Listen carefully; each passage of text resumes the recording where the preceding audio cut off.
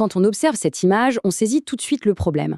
On a tous en tête cette tension permanente entre l'industrie et la nature, avec ses fumées menaçantes et ses cours d'eau pollués.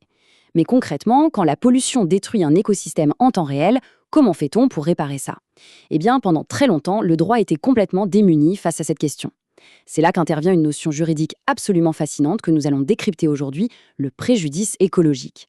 Au fil de cette analyse, nous allons voir comment cet outil a été forgé de toutes pièces pour obliger les pollueurs à assumer leurs actes et à réparer la nature. Au menu de notre décryptage, nous allons d'abord définir ce qu'est précisément ce préjudice écologique, pour ensuite observer la justice civile en pleine action. On explorera les méthodes concrètes de réparation, puis on abordera un point majeur, les sanctions contre l'inaction de l'État, avant de finir par un tour d'horizon international. C'est parti ? Première étape, la définition du préjudice écologique, car il faut savoir qu'avant l'arrivée de cet outil, le droit ne protégeait tout simplement pas la nature pour ce qu'elle est. Pendant des décennies, la justice civile ne regardait que les pertes financières humaines. Si une forêt brûlait, le juge indemnisait le propriétaire pour son bois perdu. Point final. L'écosystème, lui, n'avait pas de voix. Le tournant absolu, c'est la loi biodiversité de 2016 qui vient inscrire ce fameux préjudice dans le Code civil. La loi parle d'une atteinte autonome et objective. Concrètement, ça veut dire que la nature devient une victime à part entière, indépendamment de toute perte économique pour l'humain. Par contre, attention au détail crucial. L'atteinte doit être, je cite, non négligeable. On ne parle pas de 3 pâquerettes écrasées, mais d'une vraie dégradation grave des écosystèmes. Passons à notre deuxième point, la justice civile en action. C'est toujours captivant de voir comment de grands principes se traduisent dans les tribunaux face à des pollueurs bien réels. L'histoire est passionnante, car la justice n'a pas attendu sagement la loi de 2016. Tout a explosé en 1999, avec un événement que l'on connaît bien, le naufrage du pétrolier Erika. 400 km de nos côtes ravagées. Face à une catastrophe d'une telle ampleur, la justice civile a dû innover. Dès 2012, les juges reconnaissent le préjudice écologique de manière inédite, ce qui a littéralement poussé les politiques à officialiser le concept dans la loi de 2016. Une étape fondatrice qui pèvera ensuite la voie pour des procès retentissants, comme l'affaire du siècle en 2021. Et pour bien comprendre comment ça s'applique, prenons un exemple très parlant, l'affaire du Parc national des Calanques, jugée à Marseille en 2020. Imaginez un braconnage industriel. Pendant 4 années de suite, des individus ont pillé les fonds marins. Ils ont sorti des milliers d'oursins, de poissons et de poulpes d'un écosystème qui était déjà super fragile. Eh bien, pour le juge, il n'y a eu aucun doute. Cette extraction massive cochait toutes les cases du préjudice écologique. Résultat, des amendes énormes ont été distribuées, et pas seulement pour les braconniers, mais aussi pour les restaurateurs qui revendaient ce poisson illégalement. Ceci dit, on a mentionné que l'atteinte devait être non négligeable, et ces 2 affaires illustrent parfaitement ce que ça signifie. Ce n'est pas qu'une question de volume spectaculaire. D'un côté, à Troyes, en 2024, la mort d'un seul oiseau, un pigargue à queue blanche, a été reconnue comme un préjudice écologique total. Pourquoi ? Parce que c'est une espèce extrêmement rare et vulnérable. À l'inverse, à Toulouse, en 2020, on a eu droit à une fuite de gaz radioactif dans une centrale nucléaire. Ça semble énorme sur le papier. Sauf que la fuite a duré 2 minutes à peine, sans qu'aucun impact sérieux sur la nature n'ait pu être prouvé. La demande a donc été rejetée. C'est l'impact réel et la vulnérabilité qui dictent la décision du juge. Petite parenthèse importante, ces cas passionnants que nous analysons proviennent des travaux de recherche minutieux menés par les étudiants du Master 2 en droit de l'environnement de l'Université de Rennes. C'est essentiel de souligner ce travail universitaire, car décortiquer et suivre une jurisprudence qui évolue aussi vite, c'est un travail titanesque. Ce qui nous mène naturellement à notre 3e section, les méthodes de réparation. Une fois la faute établie, comment remettons l'environnement en état ? En fait, la loi française a une préférence très nette. La priorité numéro 1, c'est la réparation en nature, ce qu'on appelle la réparation primaire.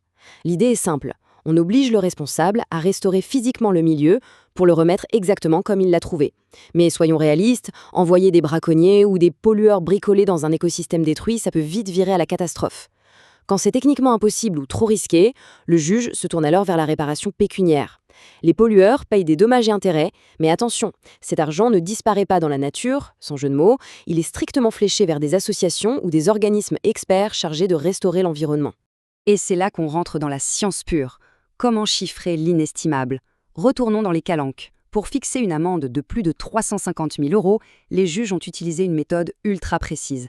Ils ont compté les volumes pillés, évalué les profits illégaux, mais surtout ils ont convoqué des principes scientifiques poussés, comme les lois écologiques de Kozlowski et Lindemann. Ces lois permettent de mesurer l'effet domino. Que se passe-t-il quand on élimine les grands prédateurs d'une chaîne alimentaire ? C'est grâce à ça que la justice a pu estimer qu'un très vieux méreau avait, en termes d'équilibre naturel, une valeur comparable à celle d'une œuvre d'art inestimable. Mais attention, la réparation physique reste bien réelle quand elle est possible, et l'affaire de Besançon de 2021 le démontre parfaitement. Un groupement agricole décide de détruire purement et simplement 1200 mètres de haies et des hectares de prairies, anéantissant l'habitat de chauves-souris protégé. Face à ça, la Cour ne s'est pas contentée d'un chèque.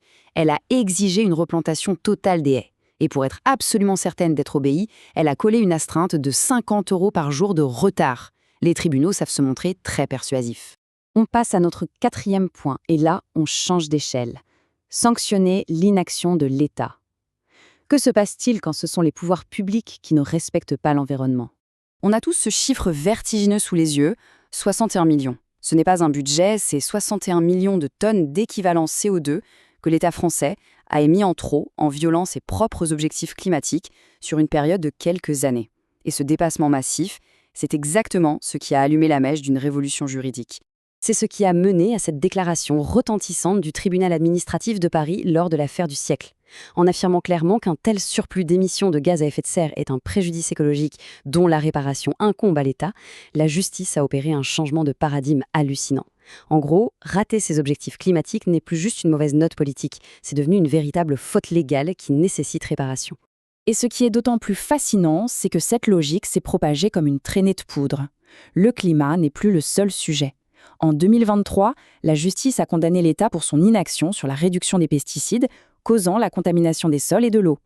Et pas plus tard qu'en 2025, nouvelle condamnation concernant la prolifération des algues vertes en Bretagne liée aux pollutions agricoles par les nitrates. L'inaction publique est désormais traquée et lourdement sanctionnée par les tribunaux administratifs.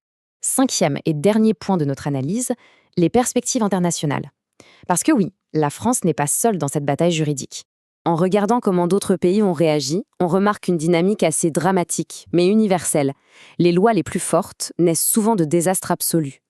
Aux États-Unis, c'est le cauchemar toxique du Love Canal et le naufrage de l'Exxon Valdez qui ont forcé la création de lois ultra strictes comme la CERCLA et l'OPA. En Italie, c'est le nuage de Tchernobyl. En Espagne, la marée noire du Prestige. Le droit mondial progresse souvent au bord du précipice, en réponse directe à des tragédies inacceptables. Et d'ailleurs, l'Espagne a choisi une voie particulièrement audacieuse avec sa loi de 2007. Ils ont intégré un principe de présomption de causalité. C'est énorme, car si une usine classée dangereuse pollue son environnement direct, la loi présume immédiatement que c'est de sa faute. Pas besoin de s'épuiser à prouver une négligence, c'est aux industriels de prouver leur innocence. De plus, ces mêmes exploitants sont forcés de constituer d'immenses réserves financières à l'avance, au cas où un accident se produiserait.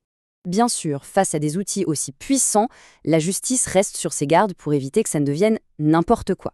Le préjudice écologique n'est pas une carte magique pour régler ses comptes. Les juges envoient balader sans ménagement ceux qui invoquent ce préjudice juste parce qu'un voisin refuse de tailler ses arbres. Pareil pour des entreprises qui déguinent des conflits de concurrence en croisade écolo, ou des héritiers machiavéliques qui tentent de dévaluer une forêt pour réduire leurs droits de succession. Les tribunaux sont formels. Ce droit est là pour protéger l'écosystème, absolument pas pour servir des intérêts financiers privés. Pour refermer ce décryptage, on ne peut s'empêcher d'être bluffé par ces évolutions.